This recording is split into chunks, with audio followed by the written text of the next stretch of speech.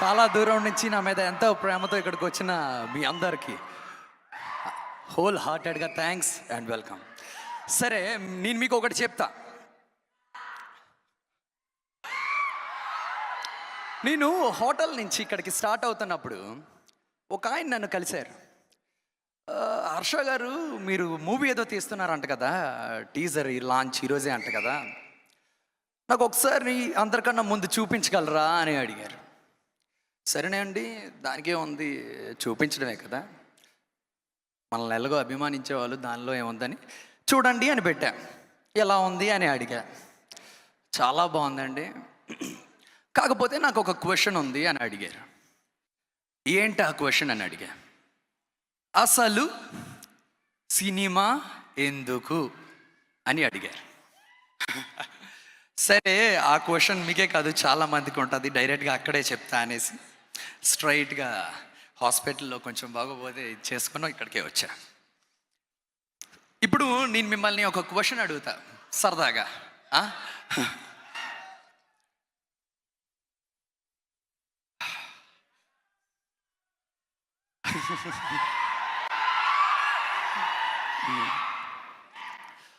మీరు చిన్నప్పటి నుంచి ఎంతో కష్టపడి గుర్తుపెట్టుకోవాలి అని చదివిన లెసన్స్ ఎన్నో ఉన్నాయి, అవునా? స్కూల్లో, కాలేజ్లో, అన్నిటిలో. అవి మీకు ఇప్పుడు ఎంతవరకు గుర్తున్నాయి? ఏం గుర్తుండవు కదా. కానీ ఒక్కటి చెప్పనా, మీకు అప్పుడే ఊహ తెలిసినప్పుడు దాహం వేస్తుందని ఆ నీళ్ళు కోసం ఒక కుండలో కాకి రాళ్ళేసి పైకి నీళ్ళు వచ్చాయి, తాగింది అన్న కథ గుర్తుంటుంది. ప్లస్ మీరు చిన్నప్పుడు చూసిన సినిమాలు గుర్తున్నాయా లేదా? బేసిక్గా మనుషుల మైండ్లు ఏంటంటే కథలు గుర్తుపెట్టుకోవడానికి మాత్రమే డిజైన్ చేయబడ్డాయి, ఇంకా ఏది కాదు. మరి కథ చెప్పడంలో ప్రెజెంట్ ది మోస్ట్ పెద్ద మీడియం సినిమా. సో అందుకనమాట మనం సినిమా చేయడం, కొన్ని కమ్యూనికేట్ చేయడానికి, ఇంకా ఆడియన్స్కి చాలా ఇంటరాక్ట్ అవ్వడానికే ఈ సినిమా అన్న మీడియంని మనం వాడుకుంటున్నాం. సో బేసిక్గా ఇదంతా ఒక 1 year బ్యాక్ స్టార్ట్ అయింది.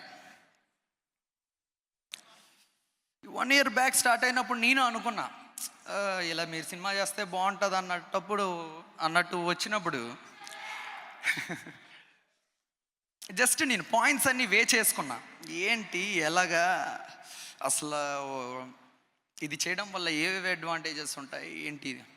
ఒకరు అన్నారు, సినిమాలు సక్సెస్ చేసుకుంటూ వెళ్ళిపోతే బోల్డ్ అంత డబ్బులు వస్తాయి అన్నారు.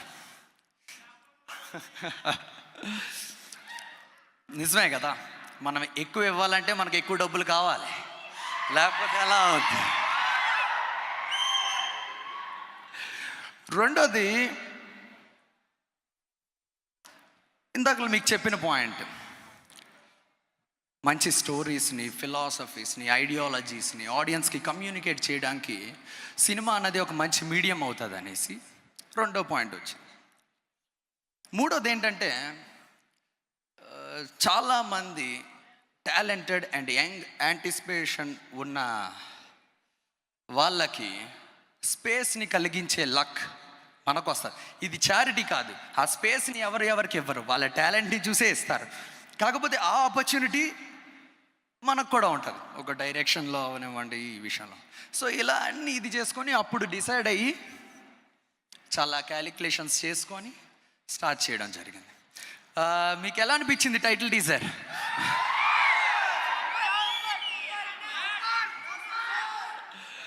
మీరు హ్యాపీ అయితే నేను హ్యాపీ.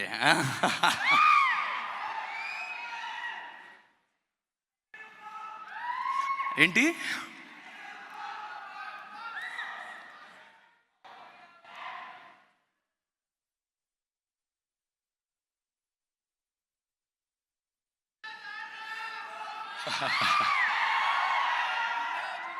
సో అలాగా అంతా స్టార్ట్ అయింది.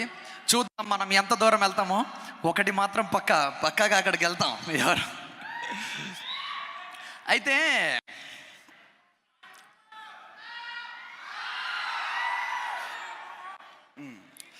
సో అలా ఇదంతా స్టార్ట్ అయింది. అండ్ దీనికి పనిచేసిన వాళ్ళ గురించి వస్తే కెమెరామ్యాన్, ఆదిపురుష్ కెమెరామ్యాన్ కార్తీక్ పాలని గారు అవనివ్వండి, వెరీ బ్యూటిఫుల్ టేకింగ్. చాలా సేపు డిస్కస్ చేసి ఫ్రేమ్స్ ఏంటి, ఇదేంటి, అదేంటి అని మొత్తం చూసుకున్న తర్వాత ఒక కన్క్లూషన్కి వచ్చి చేయడం జరిగింది. Very wonderful taking.